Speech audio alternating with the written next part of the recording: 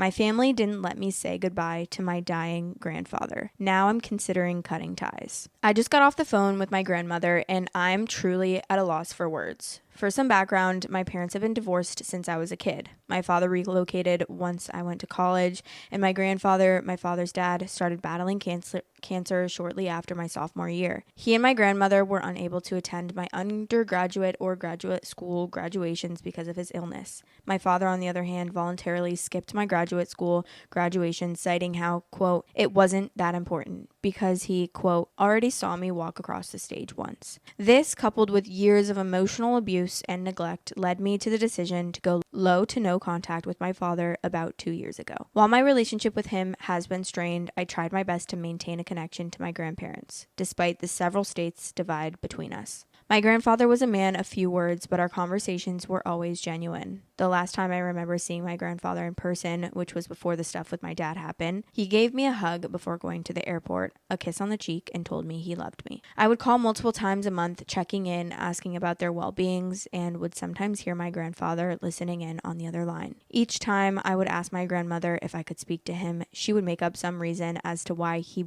couldn't come to the phone. She kept me up to date on his treatments, and I knew things were getting bad last summer. My mom and I were going to plan a trip to visit my grandparents who live hundreds of miles away from me so I could say goodbye to my grandfather, as I had a feeling his time was coming. We didn't tell them of the trip and were going to do it as a surprise. The week before my mom and I were scheduled to fly out, I got a text from my aunt saying that my grandfather had passed away. I was crushed. No viewing, no funeral, but they told me they were thinking of doing a celebration of life in the spring. They did cremate him, but no one other than my grandmother allegedly was present for it. I did call my dad to express my condolences, and he mentioned how my grandfather died disappointed in me because my father and I didn't speak anymore. This brings us to now. I called my grandmother to check in. She mentioned how she regrets and feels bad that I'm not as close to her and my grandfather as I am to my mom's parents, which is true, as for a period of time in my childhood, my mom and I lived with her parents growing up. We also lived about an hour away from them compared to the 12 to 14 hour drive it would take to see my dad's side of the family.